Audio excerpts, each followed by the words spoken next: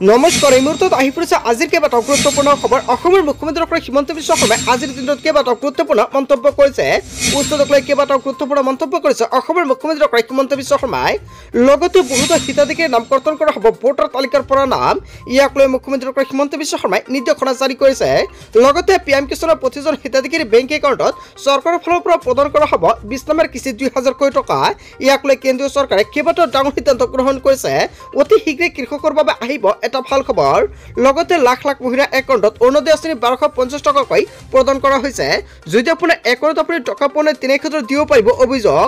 তাৰ বাবে চৰকাৰে গুৰুত্বপূৰ্ণ মন্তব্য কৰিছে।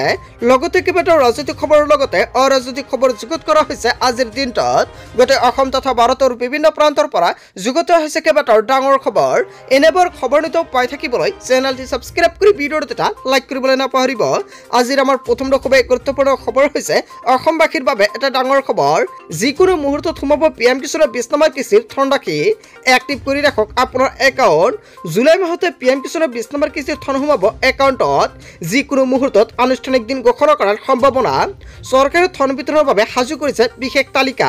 শীঘ্ৰে কৰি লওক এইকেইটা গুৰুত্বপূৰ্ণ কাম। অন্যথা বঞ্চিত হ'ব ধন লাভৰ পৰা। পিএম কিষাণৰ ৱেবছাইটত কৃষকসকলক KYC তালিকাত নাম আছে নে নাই চাবলৈ মুকলি কৰা হৈছে ৱেবছাইট। অফিচিয়েল ৱেবছাইটৰ ফাৰ্মাৰ কৰ্ণাৰত আপুনি প্ৰৱেশ কৰক।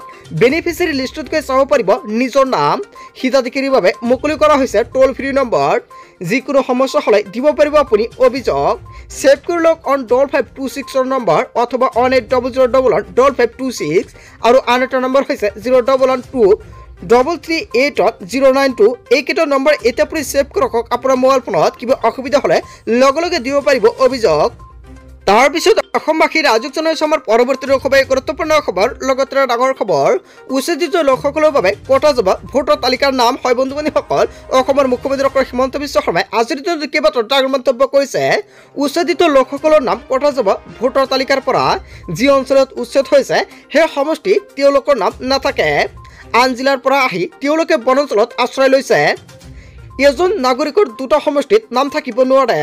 এইবাৰ উচ্ছেদ হোৱাৰ পিছতে উপায়ুক্তে সেই অঞ্চলৰ ভোটাৰ তালিকাৰ পৰা নাম কৰ্তন কৰি দিব। দক্ষিণ শালমাৰা, কাছাৰ, গোৱালপাৰা, লখিমপুৰলৈ বহু লোক আহিছে বুলি মন্তব্য কৰিছে আৰু তেওঁলোকৰ নাম ভোটাৰ সেই অঞ্চলবিলাকৰ ভোটাৰ তালিকাত আছে। কিন্তু লখিমপুৰত উচ্ছেদ চলাৰ পিছতে সেইসকল লোকৰ নাম থাকিব নোৱাৰিব। দক্ষিণ শালমাৰা, কাছাৰ, গোৱালপাৰাত থাকিব। অসীমা অত্যাশিত সমষ্টিসমূহ ৰক্ষা কৰাটোৱেই আমাৰ উদ্দেশ্য। খিলঞ্জীয়াৰ সমষ্টি ৰক্ষা কৰাটো চৰকাৰৰ দায়িত্ব। অৱশ্যে সেই লোকসকলৰ নাম অসমৰ ভোটাৰ তালিকাৰ পৰা কৰ্তন নহয়। তেওঁলোকৰ স্থায়ী ঠিকনাৰ ভোটাৰ তালিকাত নামসমূহ থাকিব। অৱশ্যে ইয়াৰ বাবে তেওঁলোকে ভাৰতীয় হ'ব লাগিব। কিন্তু দুটা সমষ্টিত তেওঁলোকৰ নাম থাকিব নোৱাৰে। মুখ্যমন্ত্ৰী ডক্টৰ হিমন্ত বিশ্ব শৰ্মাই কেইবাটাও গুৰুত্বপূৰ্ণ মন্তব্য কৰিছে। চ' বন্ধু বান্ধৱীসকল, গোটেই অসম তথা ভাৰতৰ বিভিন্ন প্ৰান্তৰ পৰা যুগুত হৈছে কেইবাটাও ডাঙৰ খবৰ। এনেবোৰ খবৰ নিতৌ পাই থাকিবলৈ চেনেলটি ছাবস্ক্ৰাইব কৰি ভিডিঅ'টো এটা লাইক কৰিবলৈ নাপাহৰিব। চ' থেংক ইউ ফৰ ৱাচিং ফুল ভিডিঅ'।